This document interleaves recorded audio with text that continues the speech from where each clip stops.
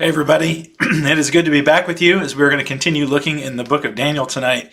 We're going to cover what we're calling a tale of two statues, really with, meanings or interpretations of events that aren't necessarily connected other than fitting in the general theme of the book. But we're going to be looking at chapters 2 and 3, where two statues feature prominently. There will be one in a vision that Nebuchadnezzar has, and one that Nebuchadnezzar will actually build, and the three friends will refuse to bow down before. You may know that better as the fiery furnace, but we're going to call it a tale of two statues. So let's just kind of dig in and pick up where we left off with a brief reminder, of course, that 605 BC is a big year for Babylon. This is the year that Nebuchadnezzar will become king. His father, Nabopolassar, is king up until about 605. He begins reigning in 626 BC with the fall, ultimately what will begin at the fall of the Assyrian Empire, and he will begin the Neo-Babylonian Empire. Nebuchadnezzar will take over in 605 BC, and that's also the same year that he will attack and besiege Jerusalem and carry off many captives, including our friend Daniel. Ezekiel will be carried off later, but Daniel gets carried off in 605 BC. And if we're going to remember that Daniel is about 15 years old when he's carried off, we're guessing, we don't know for sure, about 15 years old, then when we get to chapter 2, we're going to look at the timeline a little bit, but Daniel will be about 18. And so as you go through chapter 2 and 3, and you picture these young men standing before the king of the world, they're not aged philosophers with long hair and big beards. They're young men. They're about 18 years old, and they are willing to stand toe-to-toe with the king of the most powerful empire in the world and say no. That's intense. So again, 605 is a big year. Just to kind of catch up maybe on some thematic issues in the book. Last week we talked a lot about the structure. This week we're just going to talk about three big themes that show up throughout the book, and you'll catch them some here as we go through chapter 2 and chapter 3 tonight. The first is that God is the King of Kingdoms. That's our theme for our discussion of Daniel. And that really is the theme of the book, that no matter what is going on, no matter what is happening in the world, God is the King of Kingdoms. He is the one who is in charge. He is the sovereign Lord of the universe, and his will comes to pass. He is the King of Kingdoms. The second theme that we're going to look at is that God is a present Savior. And you saw this in chapter 1 where the friends kind of altered their diet some, and there's really no reason for them to be healthier than all of the other people, but they are. Then you get into chapter 3 tonight, and we look at this situation with a fiery furnace, and it's going to be really impressive when we start looking at some of the elements involved in that furnace and what it means for those three young people to survive after being thrown in. But God is a present Savior. He is with them. He's with them with their food. He's with them in the furnace. He's with Daniel and giving him the dream and saving him from death in chapter 2. He will be with his people throughout the book of Daniel. And if you think about a people who are going into captivity in portions, but eventually all of the survivors will be carried off into captivity, it's important for them to have hope in a God who dwells with them. And here in Babylon, God is still a present God. He is with them, he's redeeming them, he's saving them. Our God is a present Savior. He is not far away, he is near to each one of us. And the last theme is that we are God's image. This idea of being like God is something that is going to play throughout the text of Daniel, if not explicitly, at least implicitly multiple times. You get a choice. You can choose to be like Daniel, you can choose to be an image of God, or you can choose to be like Nebuchadnezzar and his son, and some of the other people that we'll see in the text, and go after worldly power and worldly fame, and ultimately, I think as we'll see next week, to become a beast, to become like the animals. So you can either be an image of God, or you can be an image of flesh. An image of just the creature. And you see that in Romans chapter 1, when the Apostle Paul will say how they gave up the glory of God and they worshipped the creature instead of the Creator. And that's the choice that is in front of us here in Daniel as we go through the text. So let's kind of dive in. And as we're getting ready to go into chapter 2, we have a nice surprise this evening. That's not really a surprise.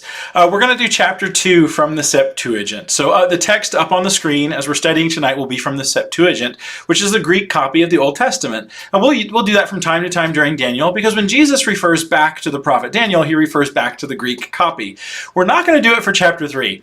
And if you go and look in the Septuagint, you'll see why. Because there's a lot of extra verses. Right? Chapter 3 in the Septuagint of Daniel has about 100 verses, and we just don't have time. So we're going to do the Septuagint for chapter 2. I'll be back in the English Standard Bible for English Standard Version for chapter 3.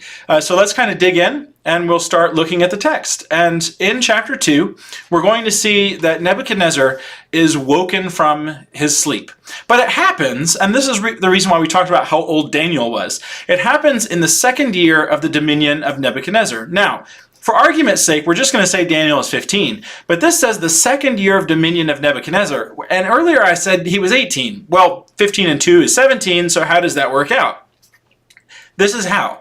Nebuchadnezzar takes the throne in 605. The Babylonians have an ascension year for a king. It's the very first year they're king. It's a special year. It doesn't get counted as a year. And so his first year is actually the second year of his reign.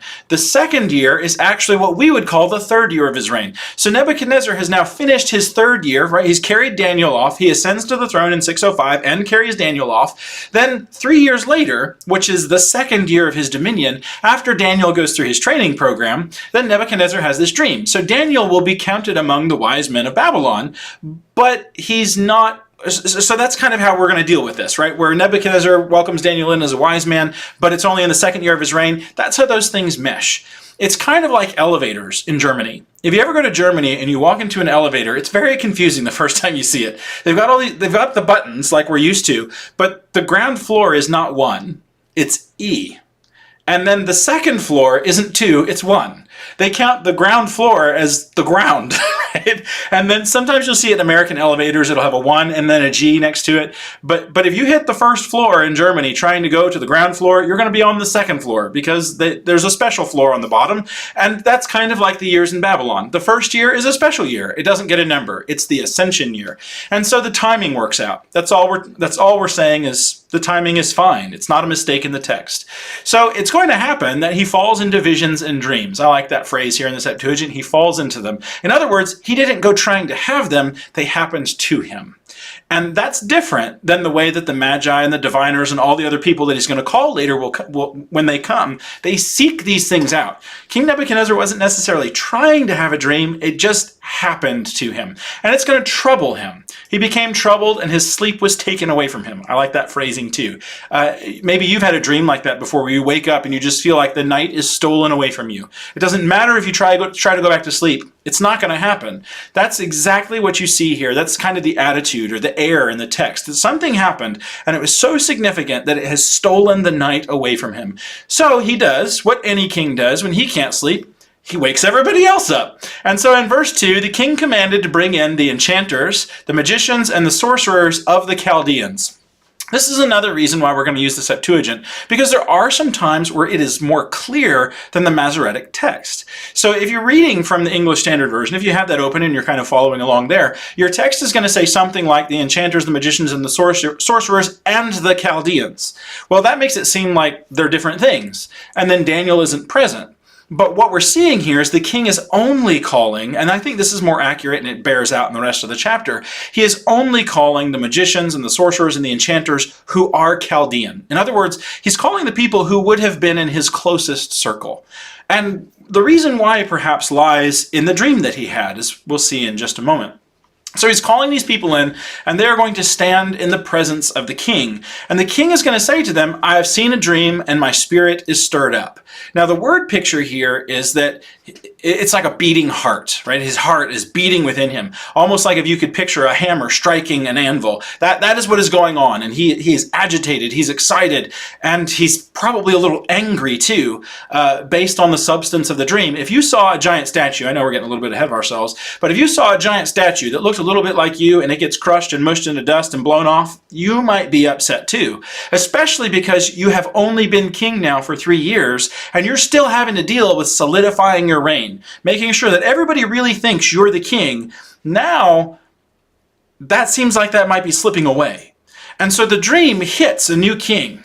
And he's only 32 when he becomes king. So he's about 35 years old right now. This hits a young man where he is still vulnerable, right? Given over to the lusts of youth, like the Apostle Paul will warn Timothy about. This idea of seizing, holding, maintaining power, making of something of yourself, taking charge and being in control. Right? He's struggling with that. And the dream seems like everything that he has obtained is going to be taken away from him. So he's worried. So he calls these people in and he says, I want you to find out the dream. Right? He says what he means and he means what he says. So the Chaldeans are going to respond. I don't think they understand what he means at first. The Chaldeans are going to respond and they're going to say, and here's, before we get too far into it, the Chaldeans responded to the king in Aramaic. This in Aramaic is probably not supposed to be part of the text, right? And it says it in the English Standard Version too, whether you have the Masoretic text or the Septuagint. Probably what happened is originally this is like a parenthetic note, because here in verse 4, the language switches from Hebrew to Aramaic. And so it's probably a note here that this section is in Aramaic. Like from here on out, the text up until the end of chapter 7 will be in Aramaic. And so the Chaldeans are probably not speaking Aramaic to their Chaldean king. They're probably speaking Akkadian, right? That's the language that they speak. And so they're not necessarily talking in Aramaic. I think that's a textual note. Hey, the text here switches to Aramaic. And so they're going to say, Lord King, live forever.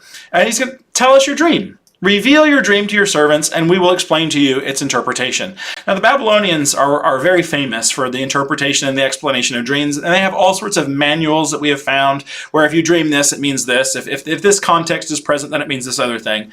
Very Freudian.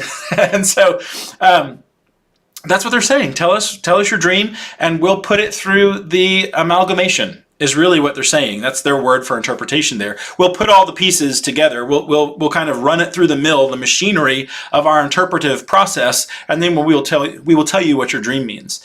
And the king is going to respond, and he's going to say, no, we're not playing that way today. The king says, the word has since turned away from me. Now, the question is, what is meant here by the word? It's the Greek word logos. So it could mean the idea of the dream. In other words, what the dream means. And that seems to fit with the rest of the text. It could also mean, in other words, Nebuchadnezzar would know the dream, he just doesn't know what it means anymore. Perhaps somebody told him what it meant, maybe there was an angel in the dream, and told him what the dream meant, but now that he's awake, he's lost the meaning. That could be it. It could also just be that he doesn't remember anything, but he'll know it when he hears it. Have you ever had something happen to you like that, where you've forgotten maybe an event in the past, and then somebody says, oh, don't you remember? It was down by the dock when we ordered the square donuts, and we were all watching the seagulls, and then, oh, I remember, right? It could be something like that. He'll know his dream if they tell him. It's uncertain what he's referring to, so we're just going to continue on and pretend that everybody knows what he means, even though they don't. So if you continue on in the text, they're going to say, wait a minute.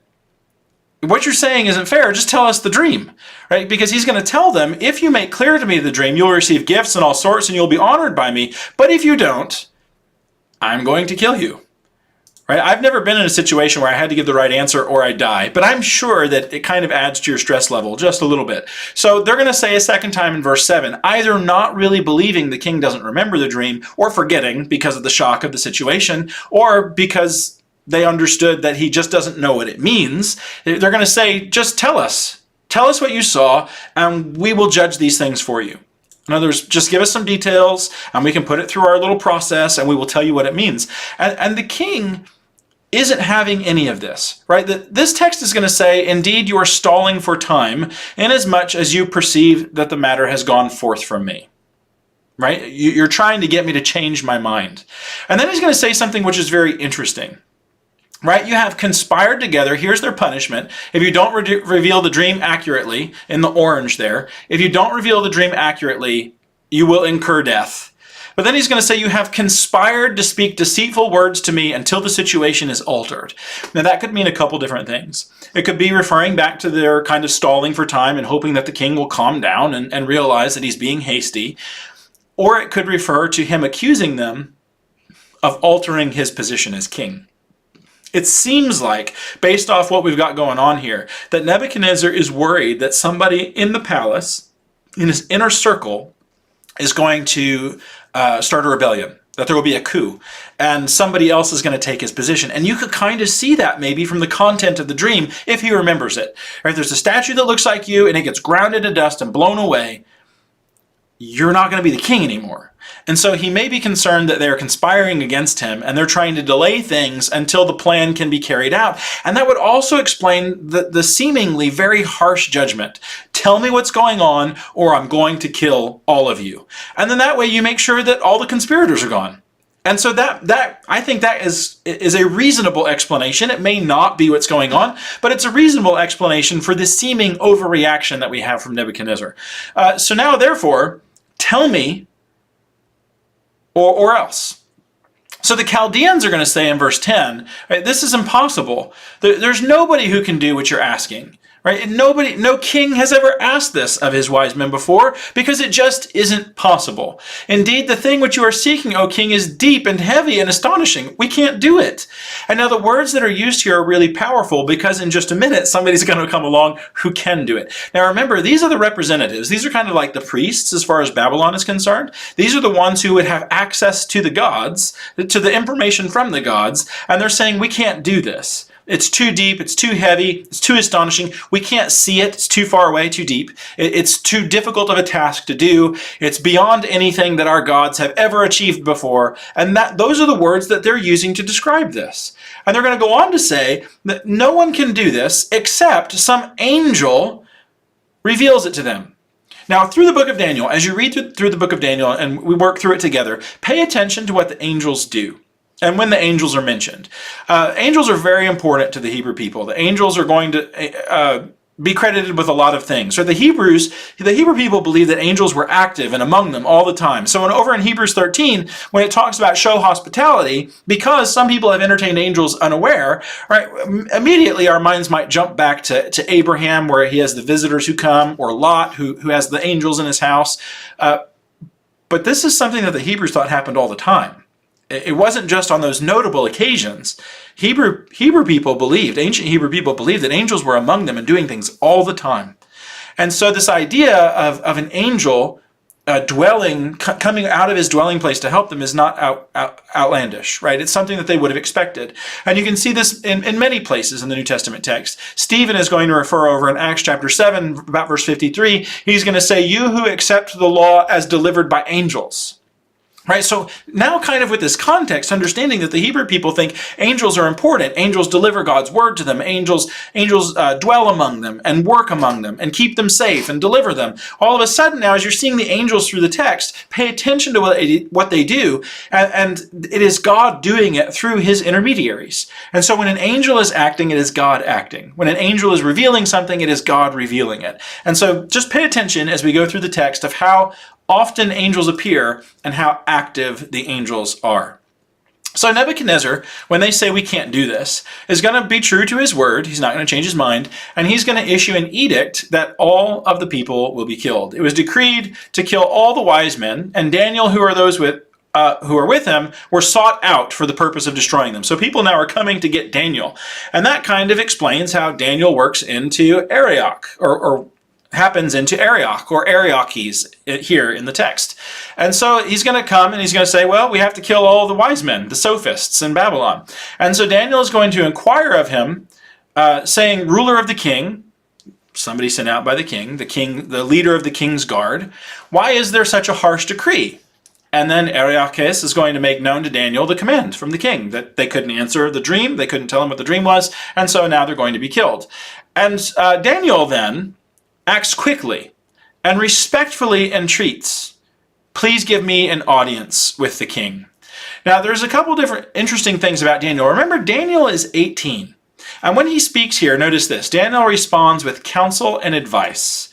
He has a plan and he has a purpose with his words. Not only does he have a plan and a purpose for his words, but when he speaks, he does so respectfully, and it's an entreaty. He isn't commanding. He isn't demanding. He asks. He does so with great respect and deference. He uses his words carefully. They have a purpose. They're planned out. They're thought out. This is what wise speech looks like.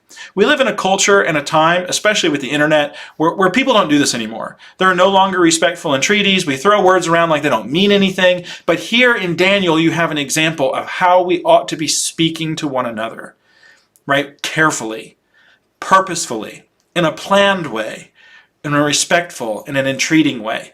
And this is the kind of speech that wins favor. This is the kind of speech that glorifies God, that persuades people to follow Jesus. So this is how we ought to be talking. Very practical example. Daniel is in danger. He needs people to be nice to him. And so he doesn't demand things. He respectfully asks.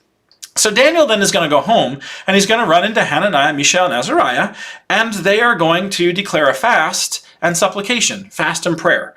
It's interesting that their immediate reaction to this isn't, let's sit down and try and figure something out. It is, let's sit down and have a fast and prayer.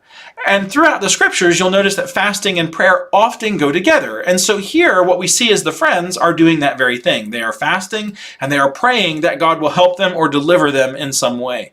And this is really convicting, because when I find myself in a difficult situation, is this how I react? Or do I sit down and do I try and figure out how I'm going to get out of it? Is my first response to a difficult situation fasting and prayer? Or is it trusting in myself, my wisdom, my thoughts, my ways, my power, my might? Daniel doesn't do that. He acts differently than all the wise men in Babylon who were trusting in their books, in themselves, in their conniving. And here Daniel says, we just have to ask God. Daniel, Hananiah, Mishael, and Azariah all say, we need to fast and we need to ask God concerning this mystery.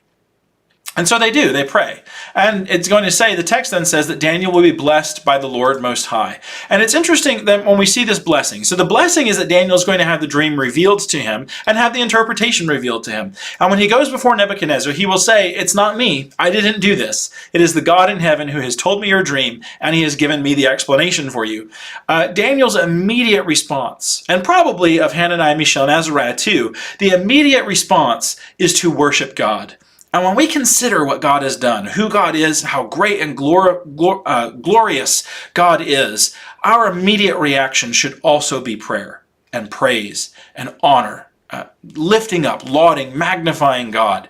And so here, that's what they do. They're going to praise God immediately upon being delivered.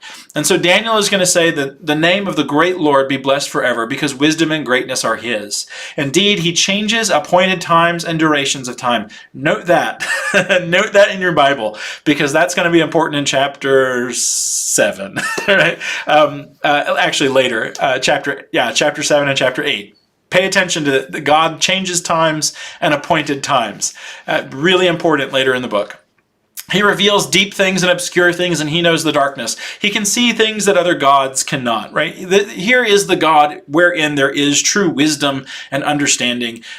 Prudence and insight God has given now to Daniel. And at this very time, he says, Daniel says,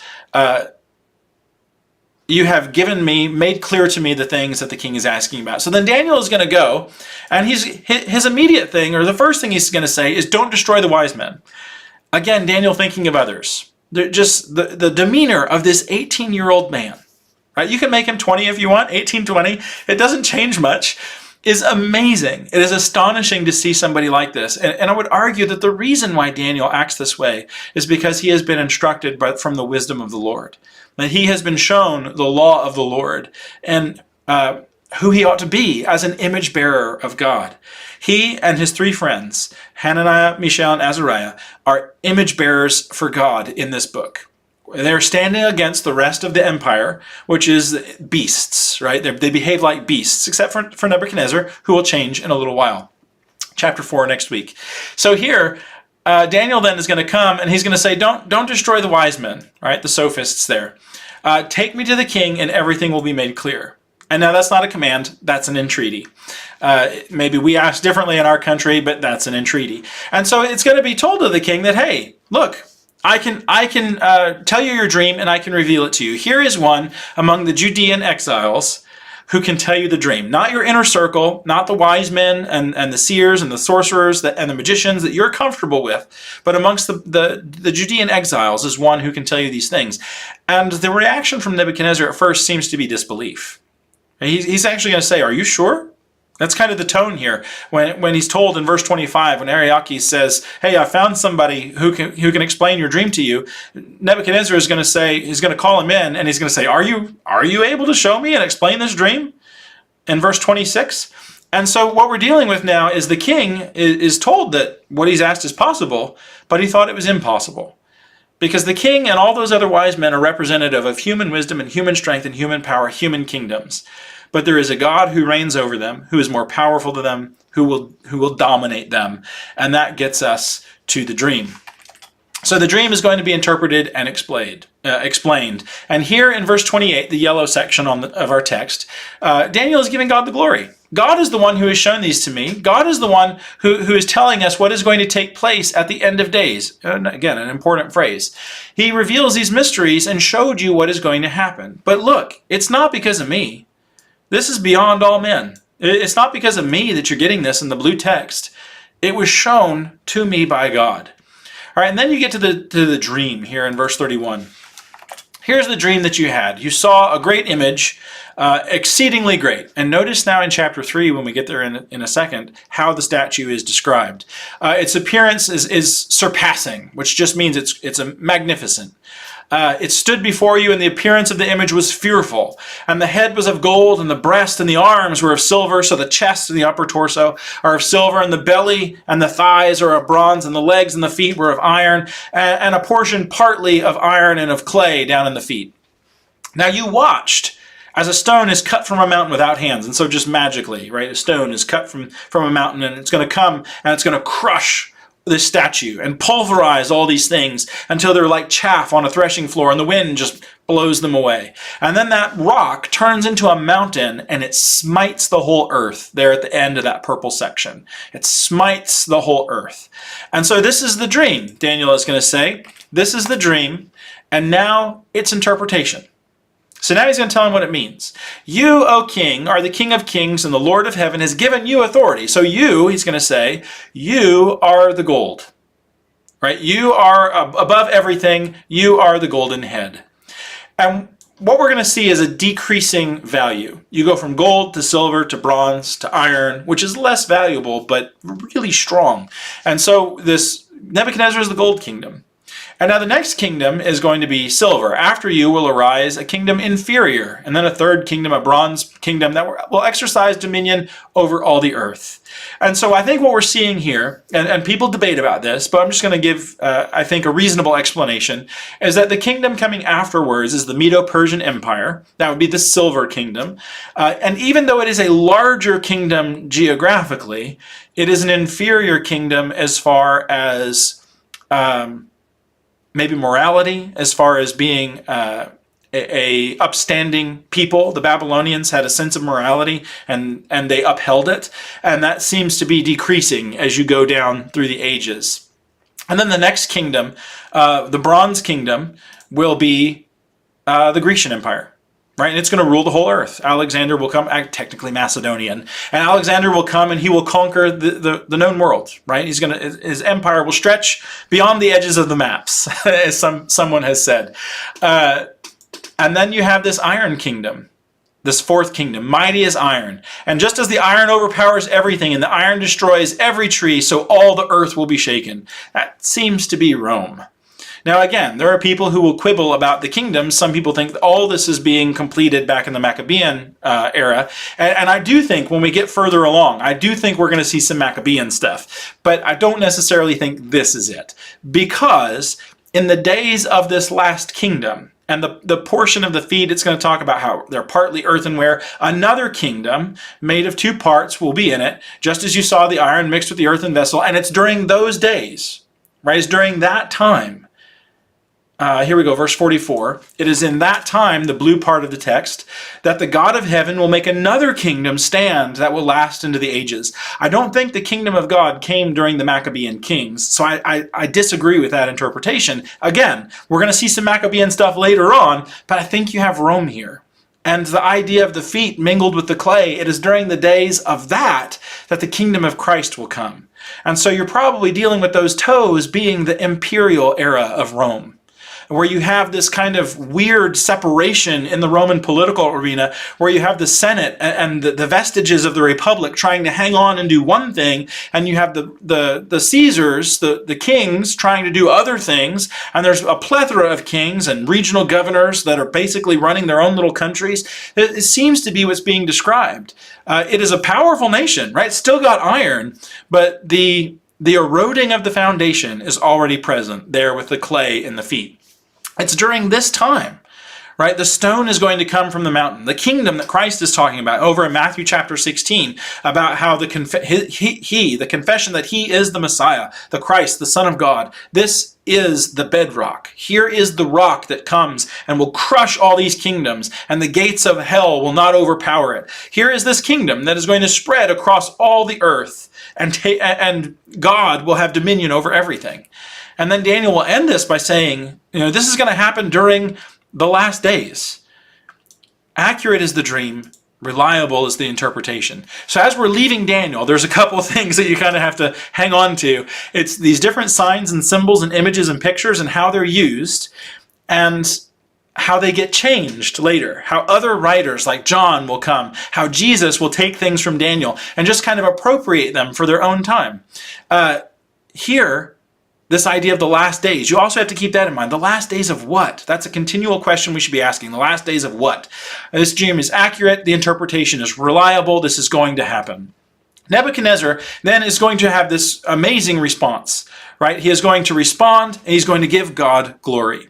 He's going to extol Daniel. He's going to present him many gifts. He's going to say, your God is certainly a God of gods and a Lord of kings, one who alone discloses hidden mysteries, because you were able to clearly make known this mystery. In other words, you were able to do what nobody else could do because of your God. And so Nebuchadnezzar is going to have a really positive reaction to this. That makes the next chapter even more interesting, because immediately after this vision where he sees this great statue, and he is the head of gold. Then immediately when you get over into chapter 3, we have another statue. And it's a giant statue made of gold. It's 90 feet tall. It's 9 to 10 feet wide. And here it's overlaid with gold, and it is surpassing. So Nebuchadnezzar has gone and made the statue from his dream. At least it seems that's what he's done.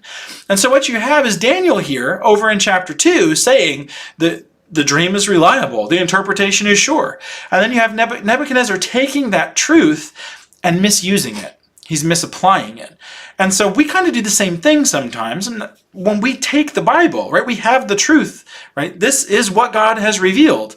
We can read through it and we can see what has been written, and then maybe we misuse it or we misapply it. That's what Nebuchadnezzar is doing in building the statue. He didn't just dream up the idea of having this, but, well, I mean, technically he did dream it, I guess. Right? It wasn't his idea to build a golden statue. Just like sometimes we'll take something that God has said, it's not our idea, but we misunderstand it or we misapply it, and therein is the issue. It's not that we don't have the truth. We do. We just didn't use the truth correctly. It's not that Nebuchadnezzar doesn't have the truth. He does. He just doesn't use the truth correctly. And so we'll talk sometimes about the difference between interpretation and application. Daniel gives Nebuchadnezzar the interpretation of the text. Here is the statue. It stands for all these kingdoms. Nebuchadnezzar comes along and misapplies the interpretation. He thinks, well, I'll just build a giant gold statue and I'll have everybody worship it because I'm the King of Kings. So they ought to be worshiping the statue and giving praise and laud to the Babylonian Empire, right? He misunderstands. He doesn't get the application of that truth correct. And sometimes when we are working through and trying to understand the scriptures, we've got the truth. Sometimes we don't apply the truth correctly. And so that sometimes is where we have issue. It's not that we interpret it differently, it's that we apply it differently. And that's an important distinction to make. Okay, so let's dive into chapter 3. Now we've got the fiery furnace, or the second statue, depending on how you want to look at it. And there's some civil disobedience here. Now we have to be very careful when we talk about civil disobedience. The three friends, Hananiah, Mishael, and Azariah, have no choice but to disobey. They have been put into a situation where they have been summoned by the king, and they're put before this large statue, and they're told that when the music plays, right? The herald here in verse 4 is going to command that you, all peoples of all nations and languages, when you hear the sound of the horn, the pipe, the lyre, the trigon, the harp, the bagpipe, and every kind of music. Now, bagpipe. It's not the Scottish bagpipe. It is probably more like a panpipe is probably what you're dealing with there, or something like a dulcimer. I don't know why it's translated bagpipe. It might be a joke. And so what you've got going on here is they're just playing all sorts of instruments. Just every instrument they've got, they're going to play it. I bet it sounded pretty interesting. And when you hear all that, every kind of music, you are to fall down and worship the golden image that King Nebuchadnezzar has set up. Again, probably getting this idea from the dream that he just had.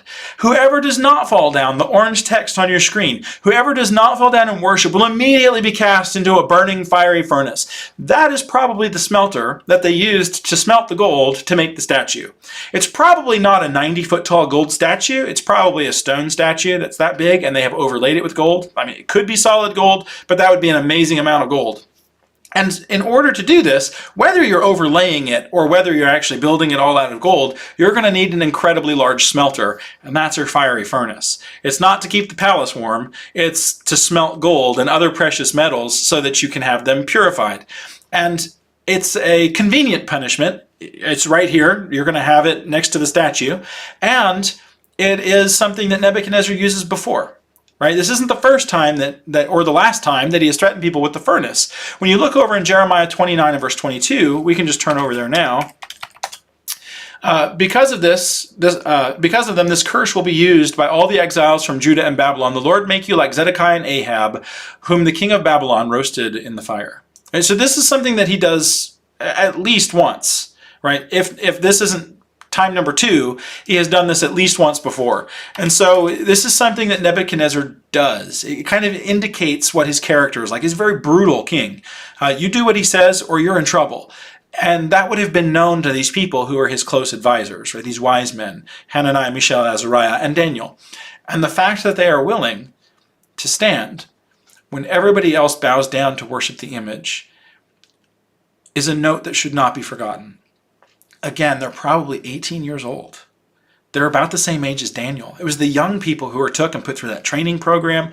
They're 18 years old. And here they are faced with death.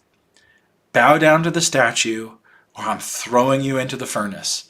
How easy would it be to justify that? How easy would it be to say, well, I'll bow down, but I won't really mean it? How easy. But they don't. And their words, when we get to their words in just a moment, look at the words of these young men and the faith that these young men have. Sometimes perhaps we overlook the value of young people. We forget how strong their faith can be, and we don't expect enough. When we look at Daniel and Hananiah and Mishael, Azariah, these young, probably yet less than 20 years old. I can't guarantee that, but probably less than 20 years old. They're not considered adults yet, according to the law of Moses. And they are standing in the face of certain death. They are standing opposed to the ruler of the world, whose word can bring their destruction. And they will say, no, we will not do what you are asking us. Sometimes we overlook the power of faith that young people are capable of having, and we don't expect enough. It is young people who can stand like Daniel, Hananiah, Mishael, Azariah, just like we all should be able to, but young people should be able to do that too. And so we should have high expectations for young people who are being trained and taught to walk in the ways of the Lord, in the footsteps of our Lord and Savior Jesus. So they're going to be accused. We don't know why. I mean, maybe because everybody really liked the king, or they really got into the worship, and they're going to come and they're going to say, hey, there's some people that you appointed over us, that over the affairs of Babylon, that they're not bowing down like you said. And they're going to bring Shadrach, Meshach, and Abednego, or Hananiah, Mishael, and Azariah, and they're not listening to you, and they're not bowing down to worship your gods when you play the music. And so Nebuchadnezzar is understandably or expectedly going to be furious. And he's going to call them in. He's going to say, Shadrach, Meshach, and Abednego, why aren't you doing what I said? Now, I'm going to play all that music again, that horrible cacophony of stuff with the bagpipe. And when you hear it, I want you to bow down just like everybody else. And then he's going to ask this question in the red.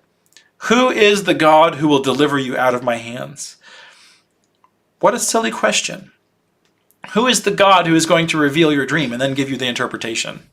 Who is the God who told you about the meaning of that dream, about you being the head of gold? And which God told you about the kingdom that is coming, that is going to crush that statue and blow the dust away and build a kingdom that smites the whole earth, right? That covers the face of the earth. That same God will deliver them out of your hands. But this just goes to show you that the way the ancient world worked, when Nebuchadnezzar recognized Daniel's God, it's not as though he became a believer, right? He wasn't converted to following Jehovah. He just recognized, oh, okay, well, you have a God too. That's nice. And he kind of adds him into the Babylonian pantheon. It's nice that your God made prophecies. That's neat. Our gods do that too. Well, we'll go ahead and include yours. Many people make that mistake. They think that they can have something and God. Jesus deals with that over in the New Testament. You cannot serve God and mammon, right? You cannot serve God and money, God and stuff, God and whatever. There is no God and, it is only God. And that is the thing that Nebuchadnezzar struggled with. He wanted to serve himself and then all the gods and maybe the God of Israel also. And so here he is asking the question, who can deliver you? Which God can deliver you from my hands? Here's the heart of idolatry, right? Nebuchadnezzar now has elevated himself not above just the God of Israel, but above every God. He is the one with the power, and he can kill or keep alive whomever he wants. He is claiming the very power of God for himself. And so Shadrach, Meshach, and Abednego are going to answer this. And now, before we get to their answer, this is something that we have to be careful about. This is empire worship, right? The gods help the state. If you serve the state, you worship the gods. The gods are directly related to the king. The kings will claim to be descendants of the gods. And so this is all tied in to emperor worship, empire worship. And we have to be careful in our country that we don't do that too. Now I don't think that we have had a president yet claim to be a descendant from the gods. That might happen at some time, but we do run the danger of, again, that word syncretism, where we're combining things together. It is fine, if your conscience allows it, for a Christian to be involved in civil government. It is not fine for a Christian to take civil government and merge it with Christianity. We cannot do that. And that is what we see here in Babylon. And we see that in our culture today. There are many people who try to merge Christianity and politics, and that is not good, right? That cannot happen. And so that's what you're seeing here in Babylon. And America, in that sense, is like Babylon, more like Babylon than it ought to be. And so here Shadrach in verse 16, Shadrach, Meshach, and Abednego have engaged in their civil disobedience, and now they're going to be thrown into the fire. And when we get to this and we start thinking about the fire, there's temptation to go, oh, well, this isn't really realistic.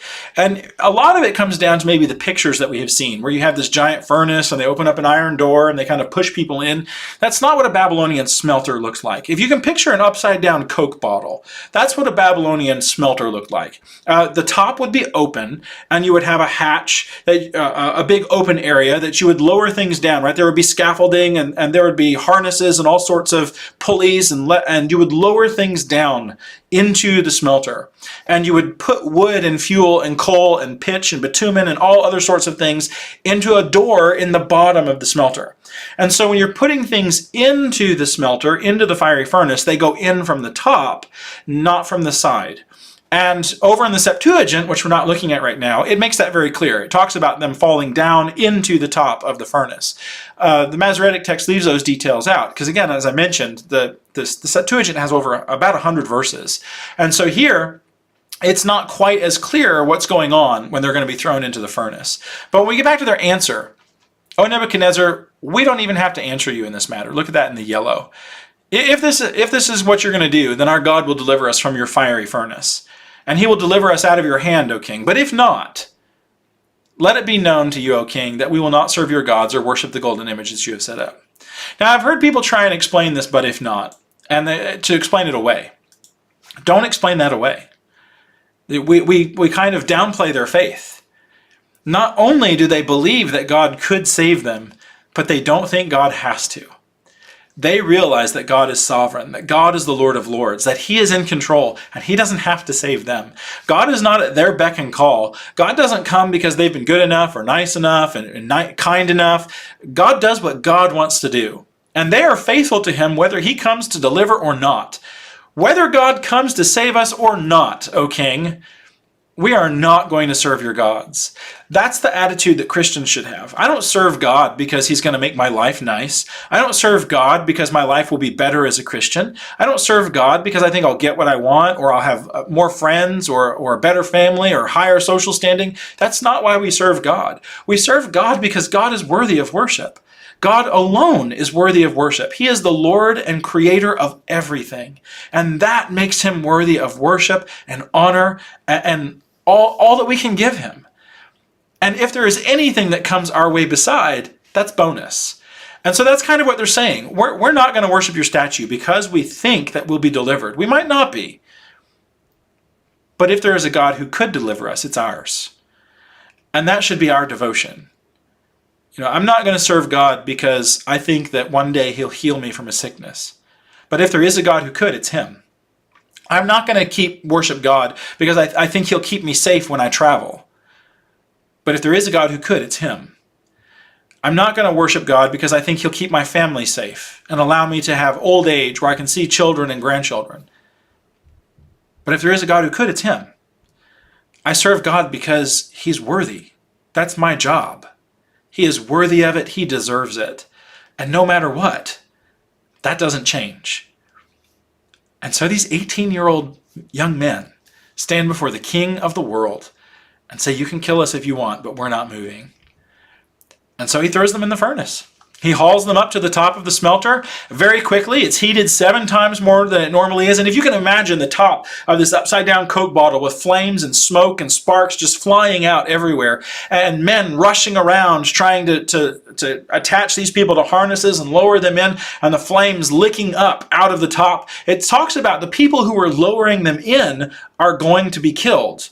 Right? So here we see he ordered the furnace heated 7 times, and the mighty men are going to cast them into the fiery furnace. And because the king's order was urgent, so you see that here in verse 22, the men who take them up will be killed. Now, they're dealing with all of that lifting equipment, and there's probably a mistake as well as the flames coming up, and people die because they're not being careful. When you're not careful around dangerous situations, people get hurt. That's what happened here. And so then they fall. That's an important word. They fall into the furnace. That's because they're going through the top of the giant smelter.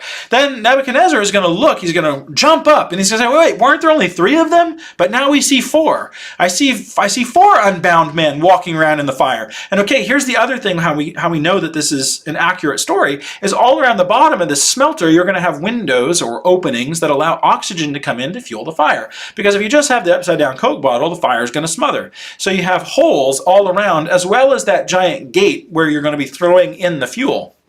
So he can see through there, and he sees people walking around on top of the burning fuel. And I see 4, and one of them is like a son of the gods. The Septuagint will say an angel of the gods, a messenger of the gods. And so here's another angel, right? And so what we see is this Babylonian belief that gods can send messengers, but it just so happens to be true.